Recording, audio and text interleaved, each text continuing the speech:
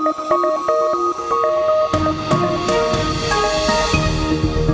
the freight world turns to 2024, what kind of world are we turning into? A year ago, we were talking about labor disputes, the beginning of what people hoped was just an economic downturn, and the shift of major shipping lines to start moving to East Coast ports with labor issues at Los Angeles and Long Beach. Now the tables have turned, but not just in one direction.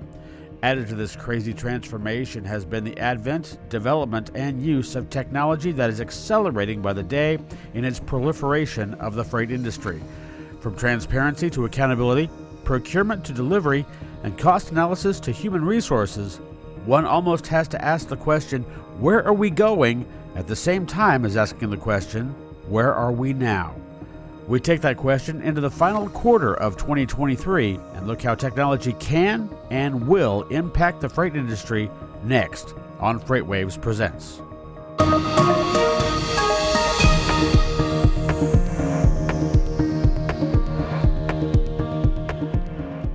And welcome into FreightWaves Presents. I'm Bill Priestley, and of course we're talking about technology, its impact, where we are now, and where we are going into the future. And to spare no expense on time, get straight to our panel here. All of it's in studio. Matt McClelland joining us, VP of Sustainability and Innovation at Covenant Trucking. Also Ryan Rogers, CEO and founder of TextLocate, and our own Daniel Pickett, Chief Data and Technology Officer here at FreightWaves. Gentlemen, thanks so much for coming on the show. Thanks for having us. Yeah, thank you. Excited to be here. Appreciate it. So we're going to delve into a lot of different areas in terms of how technology is impacting freight, but just so we can kind of take the icing off the cake, if you will, just so you guys can talk about things that you want to. What is one thing, perhaps, that you are excited about in freight technology that either we have right now or is kind of on the cusp of what's coming in the near future? Matt? You know, one of the things that, I know this is going to sound a little rehearsed, right, because it comes up a lot, but one of the things I'm responsible for is our position on autonomous trucking. Mm-hmm. You know, it's interesting, you know, there are a lot of tools in a tool chest, right, and they're very purpose-made, and so AV is like a screwdriver. It was made for one thing.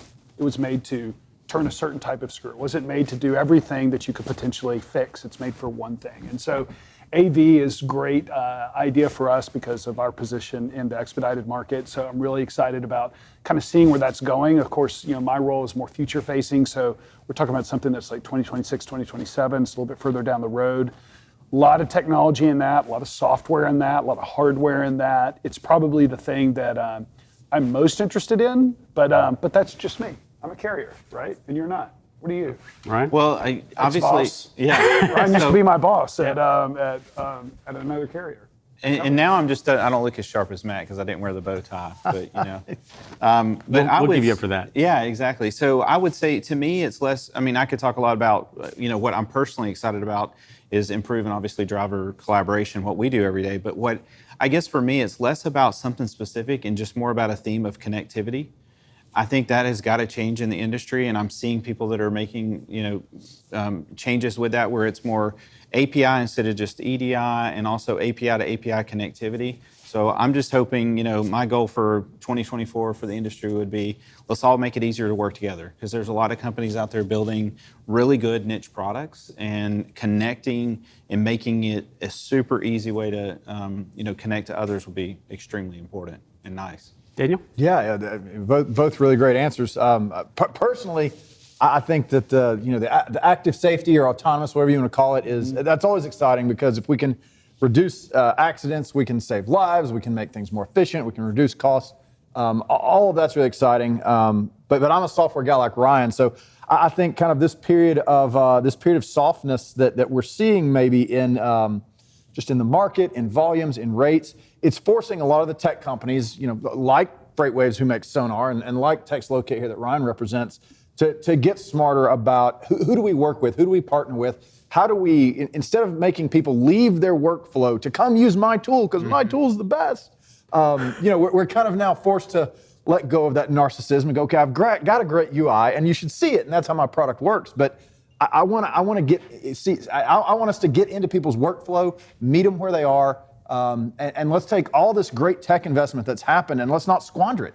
Let's figure out how to actually put it into practice, and you're starting to see that happen all over the industry with a lot of the new tech companies that are in this industry. Yeah, there's definitely no slowdown of investment in terms of how people are putting more money into freight tech, no matter if it's hardware, software, or whatever it is at this particular point. There are some buzzwords I get a little frustrated with. Yeah, at times, nevertheless. Give us a few. Regenerative AI as it relates to Generative AI. transportation and logistics. You know, I hear that all the time. I had somebody trying to pitch me on how it was going to change sustainability, which I think is interesting because it really has nothing to do with carbon reduction. But anyway.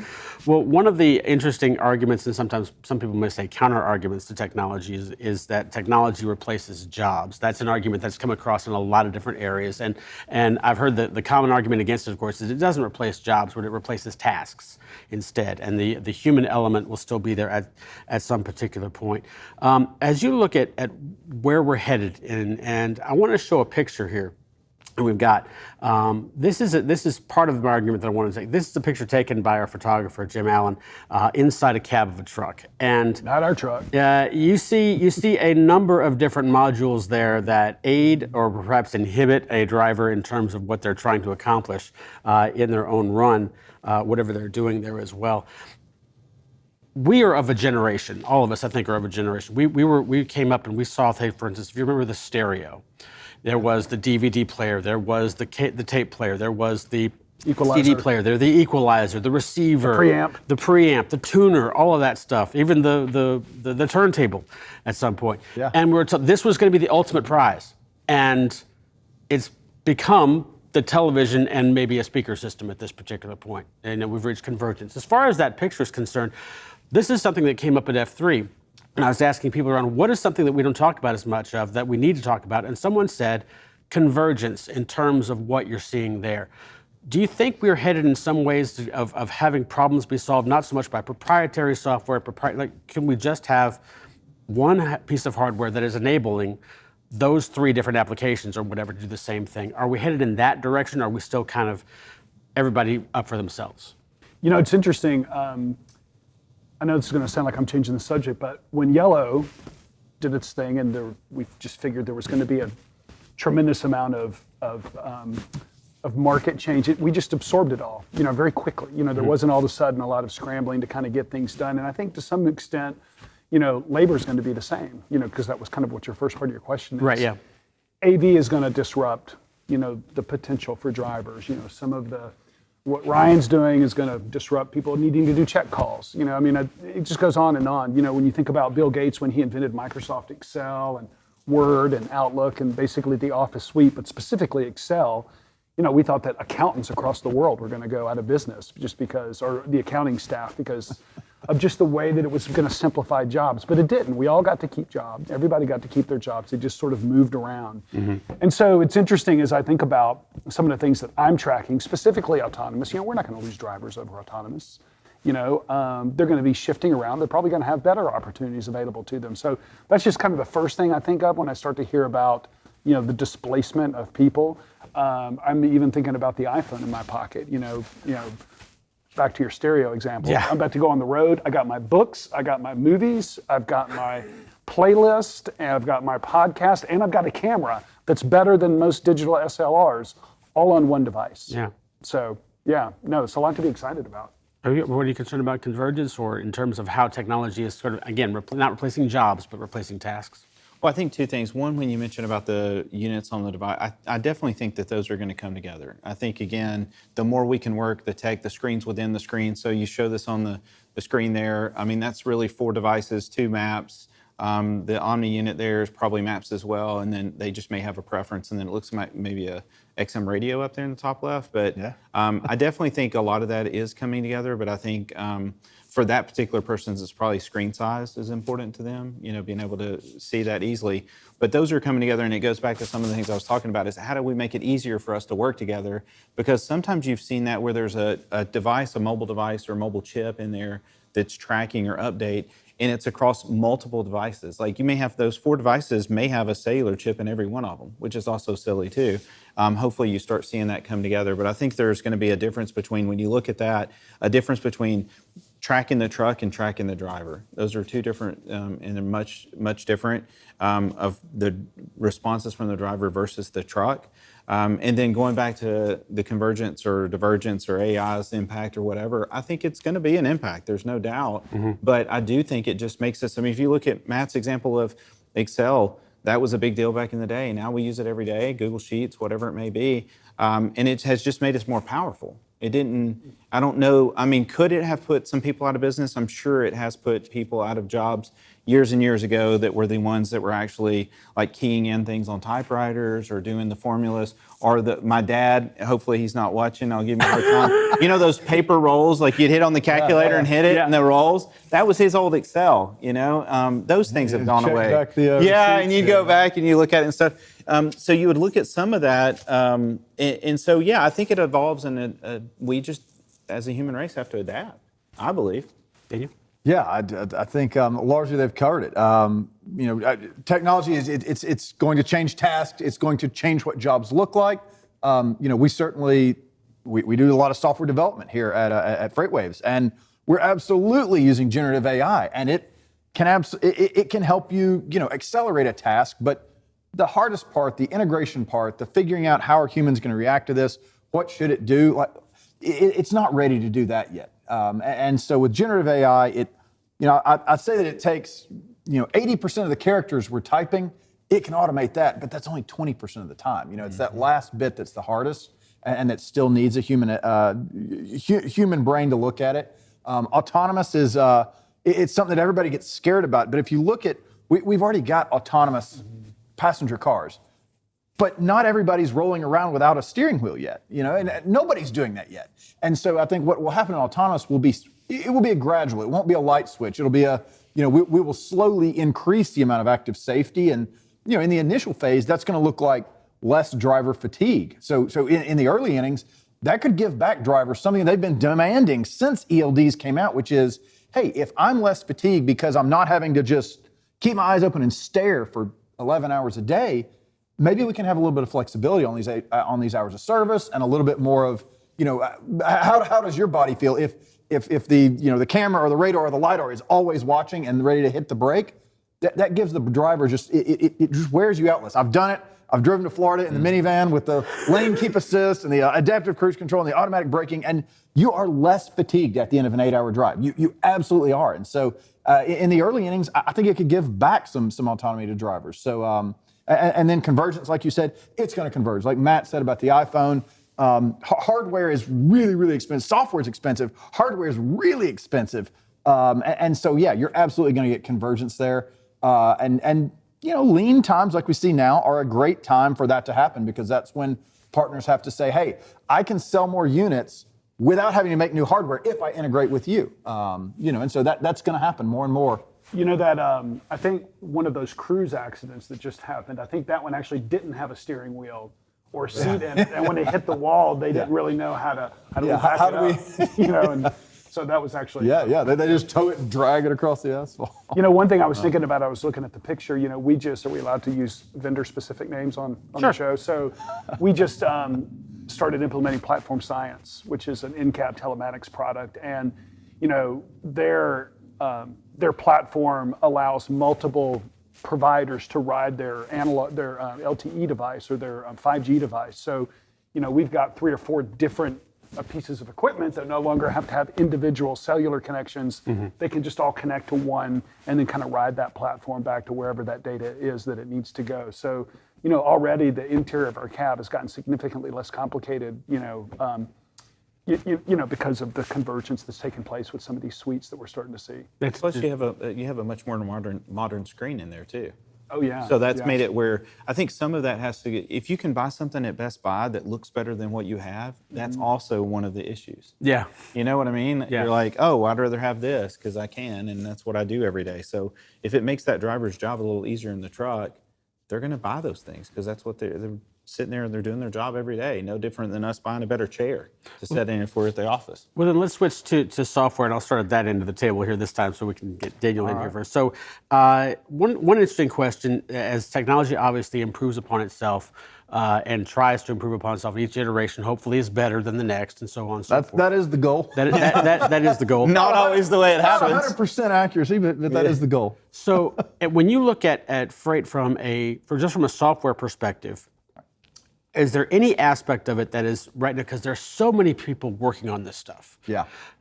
Are we close at any point to seeing a software that is a perfect TMS, a perfect billing system, a perfect all along those lines? Or are we ever going to get there? You know, I don't think there's a finish line because, you know, the environment's always going to be changing, and it's going to change from a regulatory standpoint.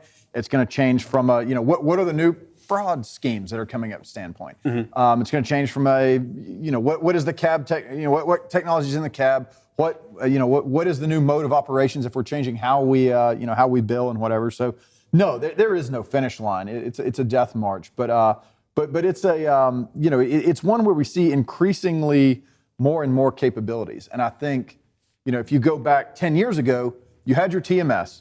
You had somewhere else that you did your finance or your auditing and payment, and your you know, you had somewhere else that you did your quick pay. We are already seeing a lot of that stuff integrate and get tighter. We're seeing, you know, TMSs that also have capacity solutions integrated. You used to have a TMS, and then you would go out to your load boards or your contract or your incoming EDI, and then you'd try to match those things in and hand key them in. Now all of that is integrated. So no, it is going to continue to converge more, as you said. And, you know, you've got legacy TMSs that are having to get these new capabilities by integrating. You've got some of the newer TMSs that are just building it right in from the get-go. But, you know, they're kind of taking different paths to the same end destination. Right. Ryan, do you see anything that's reaching any kind of a finish line, or are we just going to continually keep fighting this battle? I don't think so. I think a lot of times in our industry, the tech was a little bit behind as far as like what had been worked on or what had been designed. And I feel like there's been money flow into the industry in different ways, but just specific to TMS, I don't think so. I think the biggest thing, to Daniel's point, is that it is going to, there's so many changes. It's always going to have the next change, but I think the more we can connect, other people can connect together, just like we talked about in the telematics, make it a little bit easier. But I know there's a lot of big TMSs out there that are doing their part to grow and get things better, and we work with a lot of them, and I definitely think they're improving, but I think it takes some time. And especially our industry is so fragmented, it's hard to get so many people consistently using the product the same, that probably, I don't work at a TMS company, but I bet that's a major challenge because everybody wants to look at it a little bit different. And our industry does have so many different unusual situations, I guess you would say. Mm-hmm. Yeah, a little bit of a different tack on this. Okay. You know, my wife, you know, I've talked about this before, I think, but my wife's a physician, and she shares with me the frustrations with electronic medical records.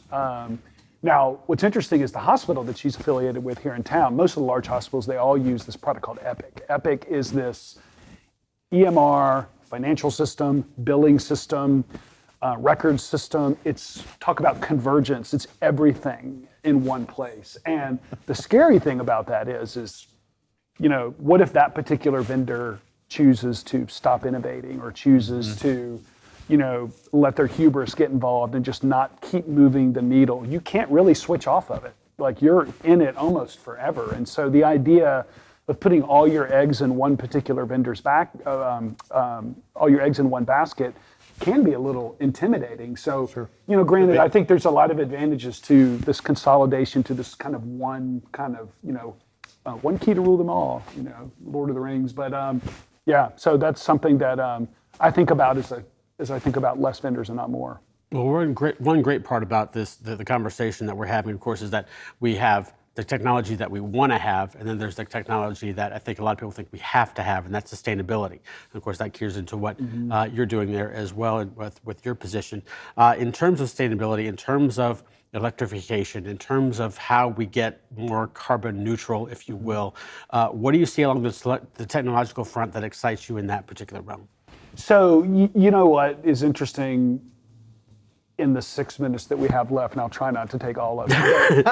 But there are a lot of really interesting things that go on. But here's the problem. A lot of the chief sustainability officers for these large shippers, they're saying, in fact, we just got one the other day, we need a 25% reduction off of our 2020 baseline by 2025. So that's a top-down number across the entire organization, of which transportation is just a part of that. If I had $1 million to spend on carbon mitigation, I'm not sure I'd start with trucking, because $1 million for carbon mitigation and trucking is not going to get you as far as it would if you spent that money on, say, more sustainable procurement, trying to find resources that come from more sustainable sources. So the amount of money that it takes to run a single electric truck and the charging infrastructure and all the pieces that have to go with it is not insignificant. And you're not even getting to true zero carbon right off the bat anyway, because the electricity, depending on what part of the country you're in, where the electricity comes from, it's not, unless it's coming from 100% renewable energy, you still got a little bit of a carbon footprint. So there are a lot of things to be excited about. There's hydrogen, and there's a product called Remora that we're looking at, which is direct carbon capture out of the tailpipe. And there's actually a way to monetize that carbon, which if we had more time, would be a lot of fun to share that, because it's super exciting to see how truck exhaust can be monetized after it gets converted to a liquid. There's a lot going on, but That would be interesting to hear. can I have your 4 minutes? Yeah, and I use guess. that? No. Let's move on real Yeah. quick. So, same question to you in terms of sustainability. What excites you as far as that's concerned? I'm excited about a lot of the things Matt talks about. I mean, just making things. Obviously, sustainability is going to take a long time, but I think everything that people can approach and do, they should be taking action if they can, and it's affordable and it makes sense. Because there's a lot of things that do make sense. Right. I think that for smaller companies, there are a lot of things that don't. Like for example, our small company. What do? We just do things that are more efficient, probably not specific to sustainability, but like we use GCP, so we're on a cloud, so hopefully that makes it better.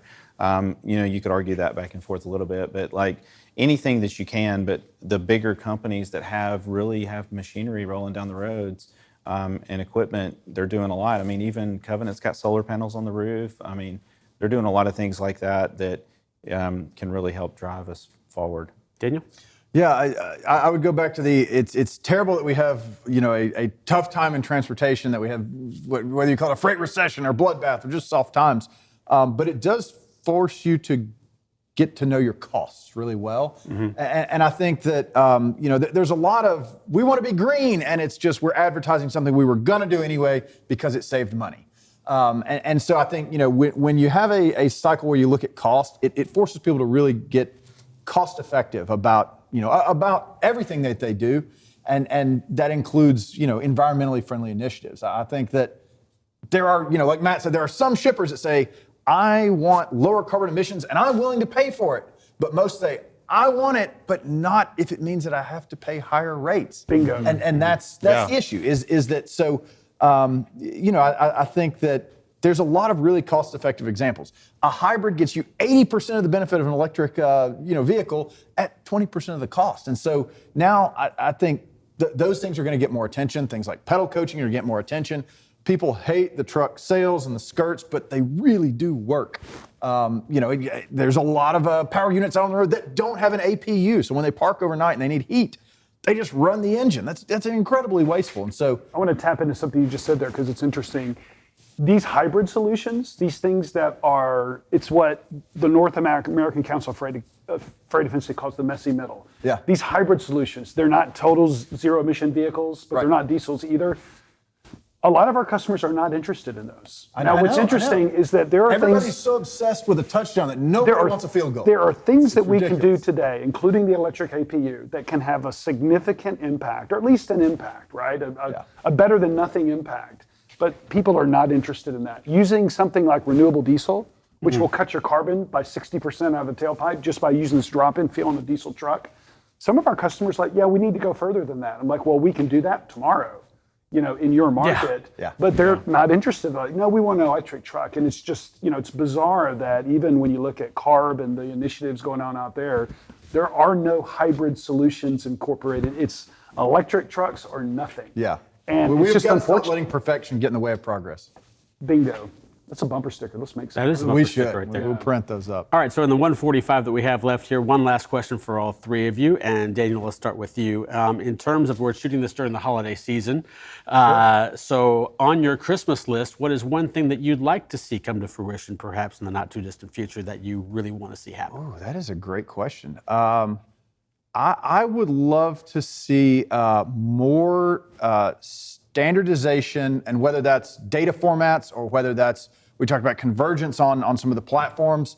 We're so obsessed with thinking I can win 100% of the market for, if it's FreightWaves of data and pricing. If it's him, it's where's your truck? And if it's Matt, it's I'm going to have all the freight. And if it's some of these guys have their own hardware on the windshield, I'm going to have it all.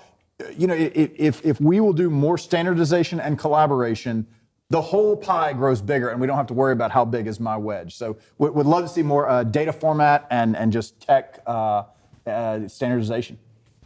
For me, it's really about improving drivers' lifestyle. When I originally started TextLocate, one of the things I wanted to do was improve communication to allow drivers not to pass by truck stops and end up with schedules that get changed and they sit in the back 40 without amenities.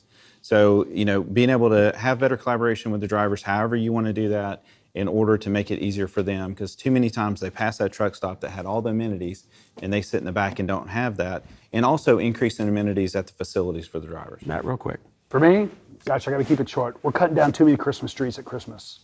We're supposed to be saving trees. We're supposed to be planting trees. We're supposed to be, Official. saving trees, and we're cutting trees down at Christmas, and that bothers me. That's unfortunately where it's going to be. Gentlemen, we'll have to leave it there. Thanks so much for joining us for this FreightWaves Presents on Technology. You all have happy holidays, and we'll see you in 2024. Thank you. All right.